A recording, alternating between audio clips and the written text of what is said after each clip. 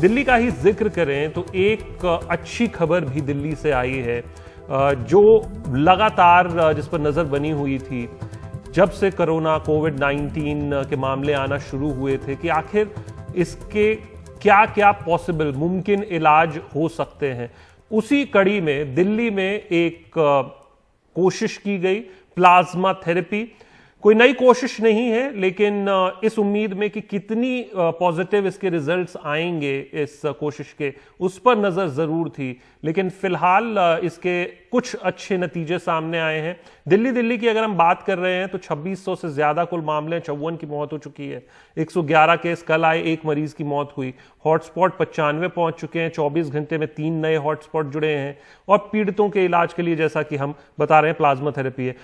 शरद शर्मा हमारे साथ जुड़ चुके हैं, जो इस खबर पर खासतौर पर लगातार बने हुए थे और वो ही ये खबर लेकर आए। शरद, प्लाज्मा थेरेपी कोई नई थेरेपी नहीं है और ये जरूर था कि इस मामले में ये कितनी कारगर सिद्ध होगी, लेकिन फिलहाल अगर आप आंकड़े बता सकें कि कितनों पर ये ट्राई किया जा चुका है और अब आगे कितनों पर ये ट्राई करने की उम्मीद है या कोई लाइन में। लेकिन बहुत हद तक ये उस पर भी निर्भर करेगा कि जो कोरोना पॉजिटिव हो के रिकवर कर चुका है वो अपना ये प्लाज्मा दान करता है, डोनेट करता है विलिंगली, तो उस पर ये प्लाज्मा थेरेपी टिकी हुई है। बिल्कुल। देखिए, 4 जो मरीज थे उनको पहले ही प्लाज्मा दे दिया गया था, जिसका जिक्र खुद मुख्यमंत्री अरविंद केजरीवाल ने किया। उसके बाद 2 मरीजों को और अभी प्लाज्मा दिया गया है। लेकिन जैसा कि आपने बताया कि इस पूरी थेरेपी के अंदर सबसे जरूरी चीज है प्लाज्मा। ये प्लाज्मा किसी फैक्ट्री में नहीं बनता, ये प्लाज्मा किसी दुकान पे नहीं बिकता। जो कोरोना संक्रमित मरीज ठीक हो चुका होता है वो ही जो उस मरीज को दे सकता है जो इस समय लड़ रहा है। तो हमने जानने की कोशिश की कि आखिर ये जो प्लाज्मा है ये देने में कितनी समस्या होती है और लोग जो हैं वो किस उम्मीद के साथ ये प्लाज्मा देने जा रहे हैं। तो मैंने कुछ लोगों से बात की जिन्होंने प्लाज्मा डोनेट किया है, तो उन्होंने 2-3 चीज बताई। पहली बात तो पूरा का पूरा समय जो इस प्रक्रिया में लगता है वो केवल 2 घंटे का होता है। यानी कि आप हॉस्पिटल के अंदर जब घुसते हैं और हॉस्पिटल के बाहर जब आते हैं तो केवल 2 घंटे का समय लगता है। इस दौरान आपकी टेस्टिंग भी होती है, रिपोर्ट्स की एनालिसिस भी होती है और आपका ब्लड निकाला जाता है, उसमें से प्लाज्मा अलग किया जाता है और वापस जो ब्लड है वो आपके शरीर में डाल दिया जाता है।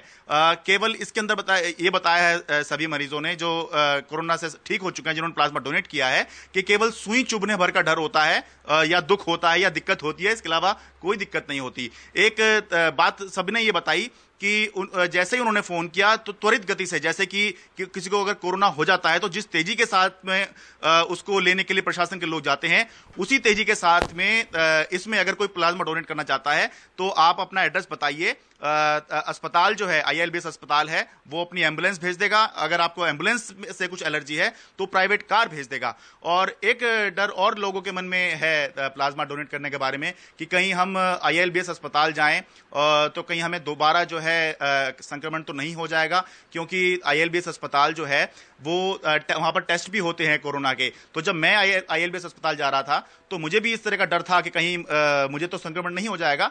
तो वहां के डायरेक्टर ने यह बताया कि अरेंजमेंट ऐसा किया गया है कि आपको अस्पताल में घुसने की जरूरत नहीं है। जो भी डोनेट करने आते हैं प्लाज्मा, वो लगभग बाहर से बाहर ही सीधा ब्लड बैंक में जाएंगे, उनको अस्पताल में घुसने की जरूरत नहीं, बाहर से बाहर ही जो है वो निकल जाएंगे। तो एक देशवासी ही इस थेरेपी के अंदर दूसरे देशवासी की मदद कर रहा है, तो इसीलिए इसको एक देशभक्ति भी कहा जा रहा है कि देश के अगर काम आना है, इंसान को इंसान के काम आना है, तो तभी अगर ये होगा तभी ये थेरेपी जो है काम आ सकेगी आगे हमारे भविष्य के लिए।